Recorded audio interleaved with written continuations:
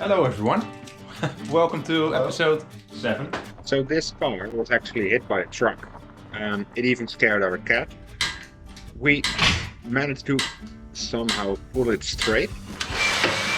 Not completely, we had to remove the whole front member and replace it eventually. And then it was quite nicely restored, quite honestly, up front. At the end of the video, we have quite a surprise of the project. So stay tuned. We went shopping also. We got a new rear door in a different tint of white. It's a little red, different tint of white. Yeah.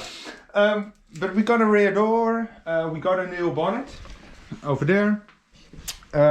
We also have a new rear bumper, or used new, but it's in one piece. We also got the headlight, or the taillights, because we need them to fit, of course, the rear quarter. So yeah, lots of things have been bought so far. So yeah, on the previous episode we did a lot of work to the rear, cut a hole in it, and well, removed a lot of panels. So we had to remove the whole inner structure also. And of course, from our new rear quarter, we had to remove the outer shell. One new Mazda. We needed the rear door to fit the whole structure back, because the rear door creates the lines that we need to keep to, so then we can slide the panel where we have to until it fits correctly. Yeah. So yeah, that's the plan for now. Going to work on the rear and see how far we can come with this.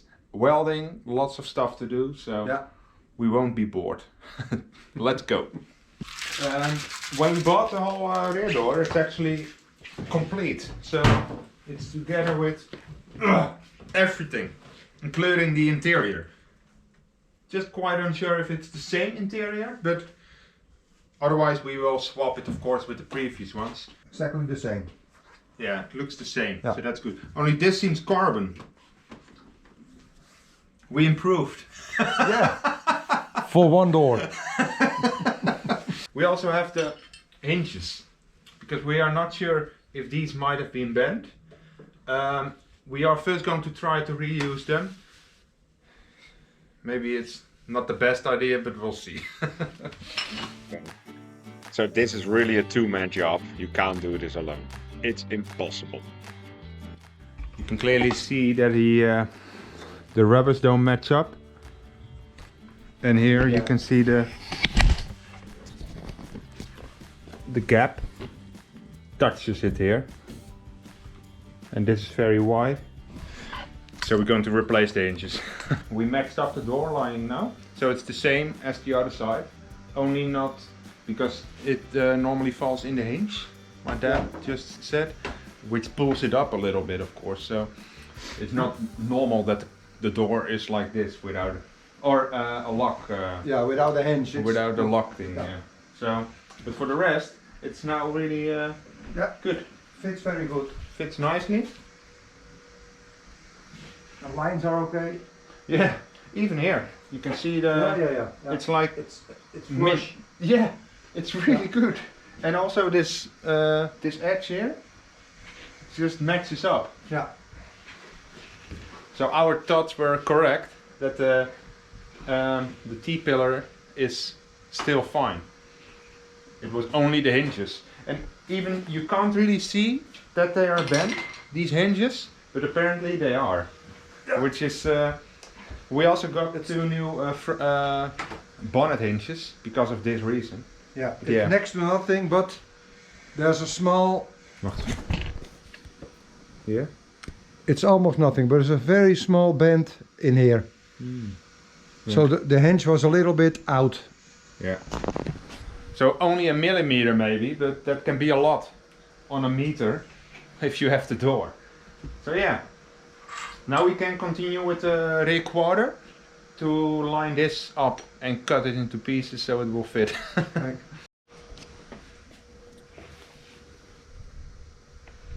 We have an audience. All right, so we have the door in. We're now going to start with cutting this to how we want it. And we will start probably with oh no, we need to start with the inner shell. Yeah. Yeah. So we are going to start with the inner panels and get these aligned and prepared for welding. So yeah, lots of things Lots to do. of fun. What would our life be without a hammer? Here we are flattening where we drilled out the spot welds. After that, we managed to squeeze it in and match up the lines where it had to go. So this is how we have to do it. We now need to make the cut lines because this is several panels, as you can see. So we need to make a nice cut line, and the same here down below, so they match up, and then we can weld them. So yeah, that's the next step. We're going to use our polyurethane body sealer. As you can see, it's between the panels. They do a little bit of this this panel bond, also to block any moisture, etc. I think, and it sticks on really well. So we're just going to do a thin layer, and that's it. The welds will hold it together with the panel bond. We'll just squeeze on a nice line. It will come out everywhere probably, but well, it will be sealed. That's the most important thing. Without this, it will be really problematic because water can actually enter your frame. The panels are aligned. The spot welds are aligned where we want them. So we're going to start welding. We still need to get used to the welding machine. So we burned through a few small holes. But right now we got like the perfect setting for the machine, or at least it seems like. Yeah. Which is really nice in its weld now. So it's almost welded up and closed up. So getting there. And well, after that we just smoothen it up with the grinder. Good. Very good.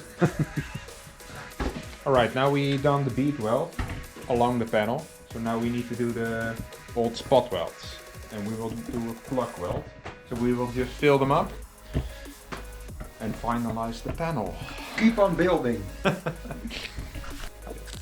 So yeah, the fact that we drilled out hundreds of spot welds, we also had to, of course, weld and fill in 100 of spot welds. We just took our time and made sure they were filled in properly. And of course, nicely. So when we welded in the whole wheel arch structure, we could weld on these additional support brackets. They give more strength to the whole body and framework.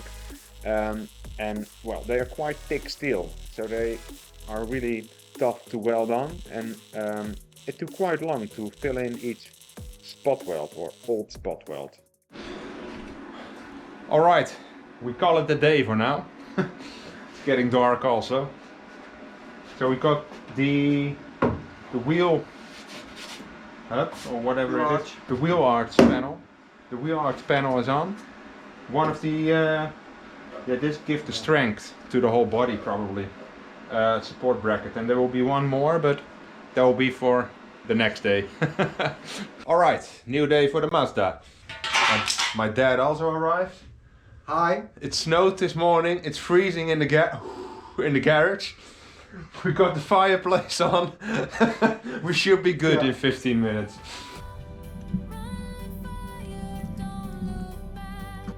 So here we weld on the second support bracket, which was the last one missing. And after this, we made a big achievement finish. That's the inner shell we got on now. So, yeah. Really cool. There it is. So that was all the inner part which was too damaged. Now new. So now we can actually prepare the outer shell. So the real white piece. Last piece. Yeah, the last piece. First we had to grind down all these welds we have done. I used a pneumatic grinder to do it on the inside, and my dad, well, he went on with a big grinder to sand them all down. It was quite a lengthy process. We I've been grinding down all the welds, so we only need to do a small base coat to protect the welds from rusting. Our famous hairdryer.